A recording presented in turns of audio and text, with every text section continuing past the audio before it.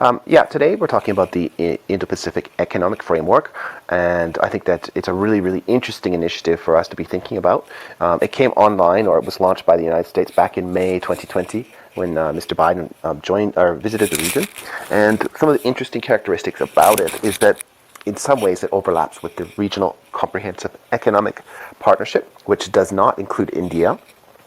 But the IPEF, as we call it, the Indo-Pacific Economic Framework, does include India. It actually includes 14 countries, most of the RCEP members except for China, and some additional, I think, important countries like Fiji, which is kind of representing the Pacific Islands.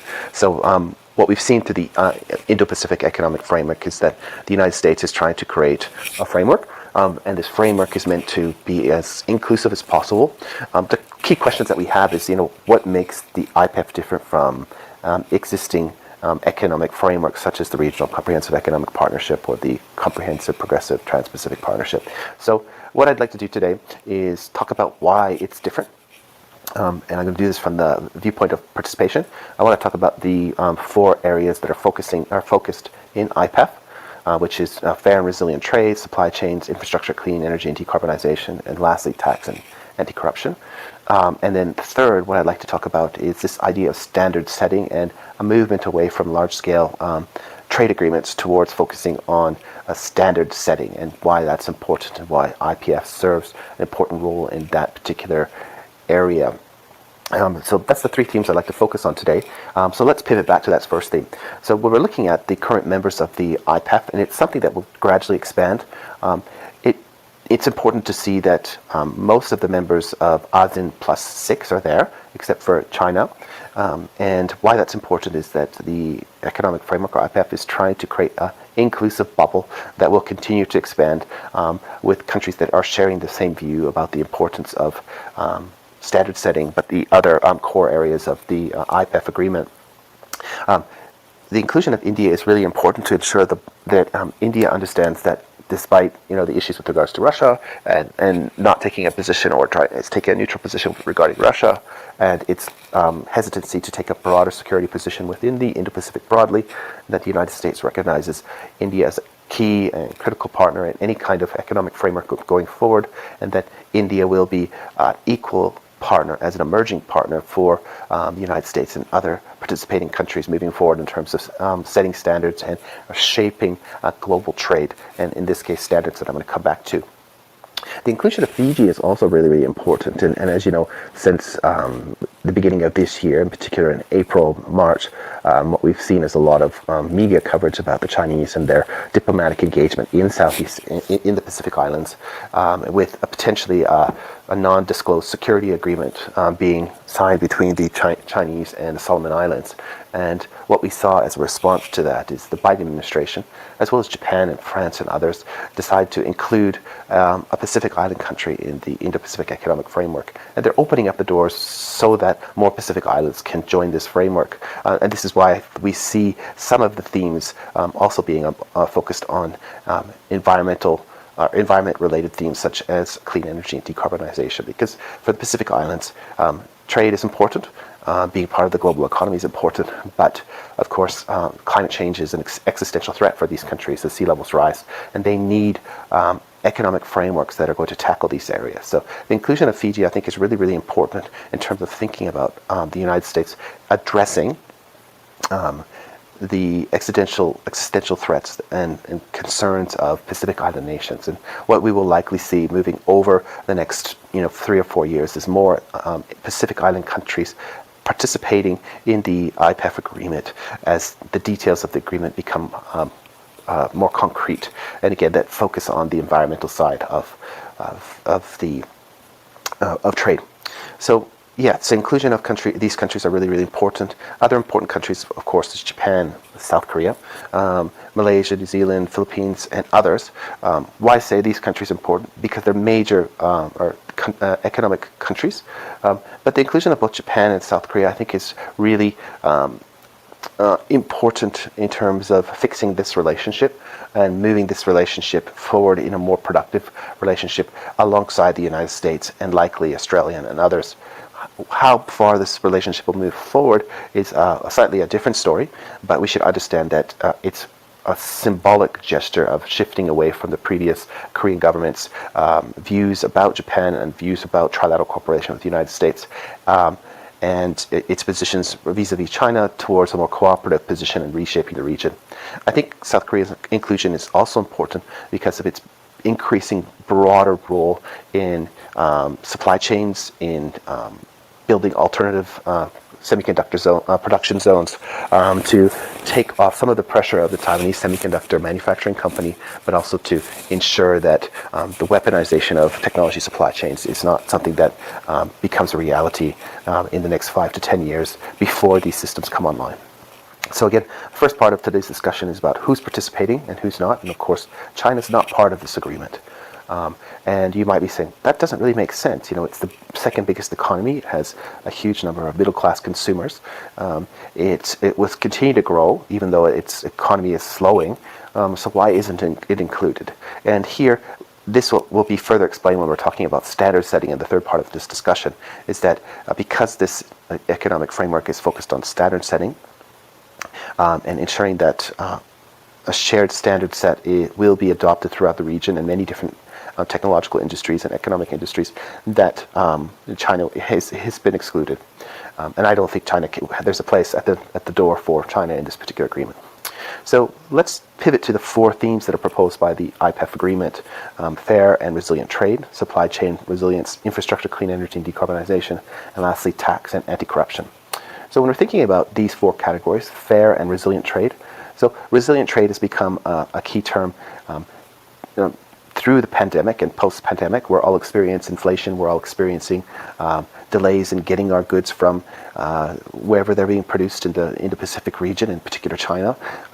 So resilient trade and resilient trade means that supply chains associated with trade, but also the depoliticization of trade, which basically means ensuring that geopolitics doesn't affect trade between countries, continues to remain resilient. And that means building different supply chains. That means building new trading partners and building trade agreements that are considered fair. That means letting the market forces dictate winners and losers in economic competition. Now, this particular area, again, this particular theme of the IPEF agreement really is exclusive, and especially when we're talking about the fair aspect of trade.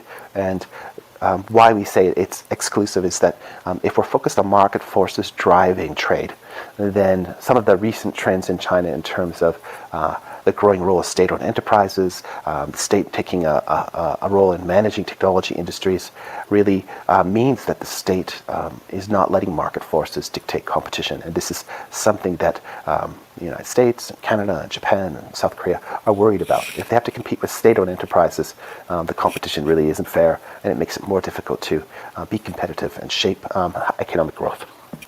Supply chain resilience, again, this goes back to this point about geopolitics affecting supply chains, but also non-traditional security challenges. And the COVID-19 pandemic was a very, very good example of this, where supply chains have broken down because of domestic COVID policies in the Chinese context. But we're going to see more non-traditional security challenges moving forward. So when IPEF is talking about supply chain resilience, it's not talking about decoupling. It's talking about selective diversification of supply chain away from China in certain areas, but also building alternative supply chains in Southeast Asia and South through overseas development assistance, foreign direct investment, and working with other mini-lateral organizations such as the Quad. And we've already started seeing this with governments like Japan back in May 2020, adopting additional budgets to reshore some manufacturing, but also to build some resilience into supply chains in South and South Asia. And this will continue. And the benefactors, of course, will be, or the beneficiaries will be, of course, Southeast Asia and South Asia. As more infrastructure, more supply chains are built up, this will help with their economic growth and development, and of course, inculcate them more into a broader regional economic framework. In terms of infrastructure, clean energy, and decarbonization, these are linked. And what we're seeing now is that infrastructure and connectivity is being linked to building environmentally free or clean energy and decarbonized infrastructure and connectivity to deal with some of the difficulties of climate change moving forward. And here, these are welcome initiatives by countries that are facing climate change or facing an increasingly severe environment. Of course, the Pacific Islands are important here, but as we've all experienced a very hot summer this year, that working and building infrastructure and connectivity that, through clean energy and helping build clean energy and decarbonizing our economies is a really important step in dealing with some of the emerging challenges within the Indo-Pacific region. And, I encourage you to think about this in places like Southeast Asia and the Mekong Delta. It's the breadbasket for Southeast Asia and much of Northeast Asia. Or if you go to parts of India and Bangladesh, all of these areas are really sensitive to climate change. And without thinking more about how economic development and infrastructure is related to the environment, these areas will be challenged moving forward. And I should, of course, also focus on the Pacific Islands on this last point. The fourth area is tax and anti-corruption. And here, this is quite interesting, and I think it's related to the tax part is related to creating a broader accepted norm of taxation throughout the Indo-Pacific region. To ensure that corporations are paying their taxes, and those taxes go to paying for some of these initiatives. The anti-corruption side is related to ensuring that transparency and a so-called rules-based process to economic development and international relations is front and center of the IPEF agreement. And why this is important is there are concerns that corruption has impacted and is impacting the development of countries in Southeast Asia and South Central Asia through backdoor channels.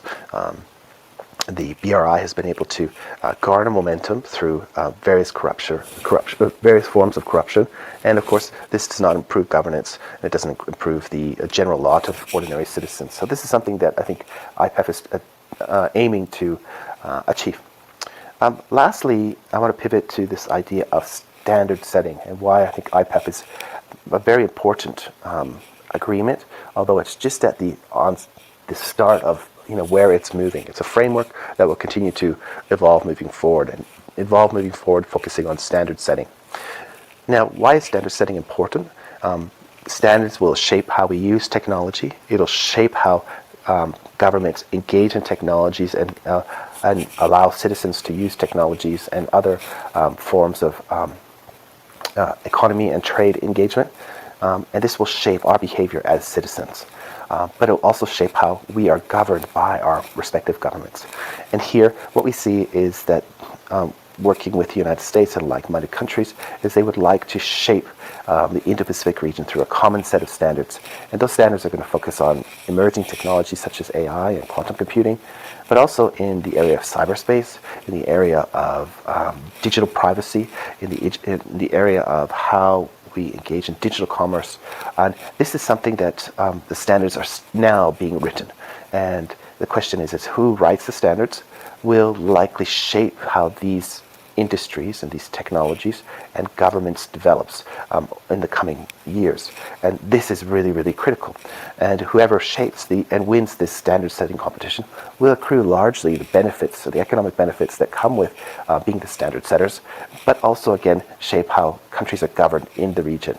And I'm not talking about democratic governance versus soft authoritarianism or hard authoritarianism. I'm talking about good governance, so transparency, rule of law, rules-based engagement within the region. So you might be saying, wow, why are standards so important? Well, most of us are listening on our Android phones or through the web, and those standards were set in the United States. And that means most of the financial gain associated with the internet and the standards that were built into the internet as we use today, those financial gains went to U.S. businesses and U.S. companies, and of course they set the rules of how we use these technologies.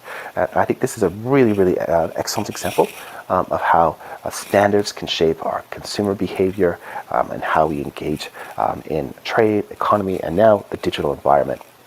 And I think rather than free trade and open access to markets as being the primary focus of the IPEF, and I think the primary focus of countries like the United States and Japan and others, that they see more selective trade, but also ensuring that standards are set by like-minded countries to shape, again, the Indo-Pacific region.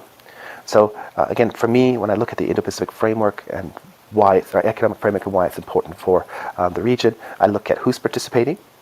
I look at the four initiatives and why they're important. And then lastly, the standard setting aspect of the Indo-Pacific framework and how this is related to broadly shaping the Indo-Pacific region's development and ensuring that more transparency and a more rules-based process is the foundation for standard settings moving forward, rather than standards that have been set by authoritarian states that really have a very different model of the relationship between citizens and government. So that's a few appetizers on the table, and now it's up to you to bring the main course or at least ask some questions.